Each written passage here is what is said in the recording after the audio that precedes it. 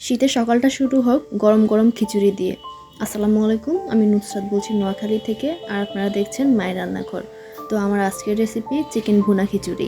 মুরগি মাংস দিয়ে খিচুড়ি এভাবে তৈরি করলে খেতে খুবই মজার হয়। আপনাদেরকে চালটাও দেখাচ্ছি আর মাংসটাও ছিঁড়ে দেখাচ্ছি। মাংসটা একদম সফট হয়েছে। তো চলুন দেখে নেওয়া যাক চিকেন ভুনা খিচুড়ির পুরো রেসিপি। তো প্রথমে যেটা করব, আমি ডালগুলোকে তেল ছাড়া শুকনা ভেজে নিব। এখানে আমি ডাল নিয়েছি, মুসুর ডাল আর মুগ ডাল। আমি এখানে খিচুড়ি রান্না করব টোটাল 1 কাপ চালে, সেজন্য চাল দিব হাফ কাপ আর এই ডাল নিয়েছি হাফ কাপ, টোটাল 1 কাপ। তো যেটা করব, এই ডালগুলোকে আমি আগে ওয়াশ করি নাই, ডালগুলো ভাজার পরে পানিতে দিব। আগে ওয়াশ করলে কি হবে, মুগ ডালের যে একটা ফ্লেভার থাকে সেই ফ্লেভারটা চলে যাবে, মুগ ডালের ফ্লেভারটা আর থাকবে না। আর এই অবস্থায় ডালগুলোকে একদম লো হিটে রেখে ভাজতে হবে, তা না হলে ডাল পুড়ে যাবে, খিচুড়ি ভালো হবে না। এখানে চাইলে শুধুমাত্র মুসুর ডাল কিংবা মুগ ডাল দিয়েও খিচুড়িটা তৈরি করতে পারবেন। তো এখানে ডালগুলা ভাজা কমপ্লিট। এই যে দেখতে পাচ্ছেন কালারটা একটু চেঞ্জ হয়ে আসছে, আর ভাজা হয়ে গেলে সুন্দর একটা ফ্লেভার ছড়াবে। তারপর ভাজার পর এই ডালগুলোকে আমি ডিরেক্টলি নর্মাল পানিতে ট্রান্সফার করে নিলাম। তারপর পানিতে দিয়ে দিচ্ছি হাফ কাপের মতো পোলাও চাল। এখানে আমি চিনি গুঁড়া পোলাও চাল ব্যবহার করেছি, চাইলে যে কোনো ব্র্যান্ডের পোলাও চাল ব্যবহার করা যাবে। তো এখন যেটা করব, চাল আর ডালগুলোকে আমি একসাথে ওয়াশ করে নিয়ে জাস্ট একবার ওয়াশ করব, তারপর পানিটা ফেলে দিয়ে আধা ঘন্টার মতো আবার নর্মাল পানি দিয়ে ভিজিয়ে রাখবো। এতে করে খিচুড়ির টেক্সচারটা ভালো আসবে। তো এই তো চাল আর ডালটা আমি ওয়াশ করে নিয়েছি, তারপর ভিজিয়ে রাখছি আধা ঘন্টার জন্য, তারপর পানিটাকে সরিয়ে ফেলতে হবে। তো এখন খিচুড়ির জন্য মুরগির মাংস নিয়ে নিচ্ছি। এখানে চাইলে মুরগির মাংসের পরিবর্তে গরুর মাংস দিয়েও রান্না করা যাবে। তো আর আমি এখানে মুরগির মাংস নিয়েছি হাফ কেজির মতো। হাফ কেজির চেয়ে একটু কম বেশি হতে পারে। তো যেটা করব, প্রথমে মুরগির মাংসের সাথে মশলাগুলোকে মিশিয়ে নিব। তো এখন এক এক করে সব মশলা দিয়ে দিচ্ছি। প্রথমে দিয়েছি দারুচিনি 2 টুকরো ছোট সাইজের, লং দিয়ে দিয়েছি 3 থেকে 4টা, তারপর তেজপাতা দিচ্ছি 2টো ফালি করে। তারপর খিচুড়িতে একটু মিষ্টি ভাব আসার জন্য কিশমিশ দিয়েছি কয়েকটা, তো চাইলে এটা স্কিপ করতে পারবেন। তো তারপর দিয়ে দিচ্ছি স্বাদ অনুযায়ী লবণ। এই লবণটা আমি শুধুমাত্র মাংসের জন্য ব্যবহার করেছি, চালের জন্য পরে লবণ দেওয়া যাবে। তারপর হাফ চামচ দিচ্ছি লাল মরিচের গুঁড়ো, এটা ঝাল অনুযায়ী দিবেন। তারপর হাফ চামচ দিয়ে দিচ্ছি হলুদ গুঁড়ো। তারপর রসুন বাটা দিচ্ছি 1 চা চামচ, সেই সাথে আদা বাটা দিচ্ছি 1 চা চামচের চেয়ে একটু কম, মানে যতটুকু রসুন বাটা দিব তার থেকে 40% কম দিব আদা বাটা। তো এখানে আমি খিচুড়ির মশলা হিসেবে ব্যবহার করছি জিরা ও ধনে গুঁড়া 1 চা চামচ, আরও হাফ চা চামচ, তার মানে আমি জিরা ধনে গুঁড়া দিয়েছি টোটাল 1.5 চা চামচ। তারপর দিয়ে দিচ্ছি সরিষার তেল, তবে সরিষার তেলের পরিবর্তে সয়াবিন তেলও দেওয়া যাবে।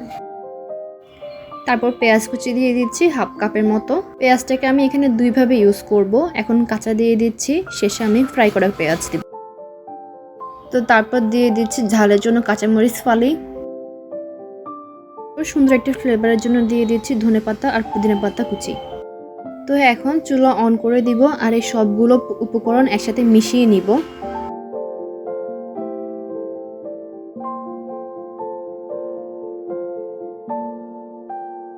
আর এই উপকরণগুলো মেশানো হয়ে গেলে 3 থেকে 4 মিনিটের মতো এটাকে কষাতে হবে।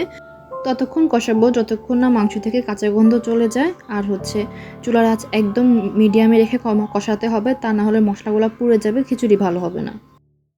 তো 3-4 মিনিট মাংসটাকে কষানো হয়ে গেলে ঢেকে রেখে দিচ্ছি। অপেক্ষা করব মাংস থেকে পানি বের হয়ে আসা পর্যন্ত। তো এই তো মাংস থেকে অনেকটাই পানি বের হয়ে আসছে। এখন যেটা করব, এই পানিটাকে সম্পূর্ণ শুকিয়ে ফেলতে হবে। এই অবস্থায় অনবরত নাড়তে থাকবো, তা না হলে তলানিতে মাংসটা লেগে যেতে পারে। তো বেশ কিছুক্ষণ মাংসটাকে কষানোর পর যখন তেল বের হয়ে আসবে তখন পানি দিয়ে দিচ্ছি। আশা করি এই পানিতে মাংসটা সেদ্ধ হয়ে যাবে। যদি সেদ্ধ না হয় পরবর্তীতে পানি আবার দেওয়া যাবে। তো একটু নেড়েচেড়ে ঢেকে রেখে দিব, আর সেই সাথে দিয়ে দিচ্ছি কয়েকটা কাঁচামরিচ, আস্ত কাঁচামরিচ দিয়েছি, এতে করে একটা কাঁচামরিচের সুন্দর ফ্লেভার ছড়াবে। তো এই অবস্থায় চুলার আঁচ একদম বাড়িয়ে দিয়ে মাংসগুলোকে আমি রান্না করে নিব। তো অনেকক্ষণ পর মাংসটা সেদ্ধ হয়ে গেছে, আমি কিন্তু আবারও পানি অ্যাড করেছিলাম, সেটা দেখালাম না। তো এই পর্যায়ে চাল আর ডাল অ্যাড করে দিচ্ছি মাংসের সাথে। তো এখন একটু মিশিয়ে নিচ্ছি মাংস আর চাল ডালগুলোকে একসাথে। মেশানো হয়ে গেলে গরম পানি দিয়ে দিচ্ছি। এখানে আমি ফুটন্ত গরম পানি দিয়েছি, এখানে ঠান্ডা পানি ব্যবহার করা যাবে না। আর আমি এখানে যেহেতু টোটাল 1 কাপ চাল ডাল ব্যবহার করেছি, সেজন্য পানি দিব ডাবল, মানে 2 কাপ। এর থেকে কমও দেওয়া যাবে না, আবার বেশিও দেওয়া যাবে না।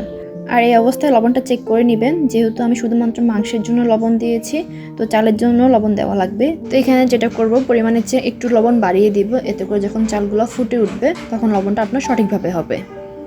তো এই পর্যায়ে ঢেকে রেখে দিচ্ছি আর চুলার আঁচ মিডিয়ামে রাখবো। তো কিছুক্ষণ পর যখন দেখতে পাবেন পানিটা অনেকটাই শুকিয়ে গেছে, এই পর্যায়ে একটু নেড়ে চেড়ে দিচ্ছি। আর এই পর্যায়ে চুলার আঁচ একদম লো করে রাখতে হবে। আর খিচুড়ির ক্ষেত্রে মোটা তলানিযুক্ত পাতিল ব্যবহার করাই উচিত। তো এখন যেটা করব, আমি আগে থেকে পেঁয়াজ ভাগার রেডি করে রেখেছিলাম, ভাগারের তেল সহ পেঁয়াজটাকে দিয়ে দিচ্ছি। তারপর উপর থেকে একটু ছড়িয়ে দিচ্ছি ধনেপাতা আর পুদিনা পাতা কুচি। আর সেই সাথে দিয়ে দিচ্ছি 1 চামচের মতো ঘি। তারপরে খিচুড়িটাকে মিশিয়ে নিয়ে দমে দিয়ে দিব 15 মিনিটের জন্য। দমে দেওয়ার জন্য চালগুলোকে এভাবে করে ঢেকে রেখে দিচ্ছি। আর ঢাকনাতে যে একটা হোল আছে সেটা আমি বন্ধ করে দিচ্ছি। তো তারপর দমে দেওয়ার জন্য নিচে একটা তাওয়া দিয়ে পাতিলটাকে বসিয়ে দিব। আর এই অবস্থায় প্রথমে 2-3 মিনিট চুলার আঁচ একদম হাইয়ে রেখে তাওয়াটাকে গরম করব, দেন চুলার আঁচ একদম লো করে 15 মিনিট দমে রাখবো। 15 মিনিট দমে রাখার পর খিচুড়িটা এমন হয়েছে, প্রত্যেকটা চাল সমানভাবে ফুটে উঠেছে। তো এই পর্যায়ে কিছু দেওয়ার প্রয়োজন নেই, আমি চুলা অফ করে রান্না শেষ করব। তো বাসায় এভাবে ট্রাই করুন চিকেন ভুনা খিচুড়ি।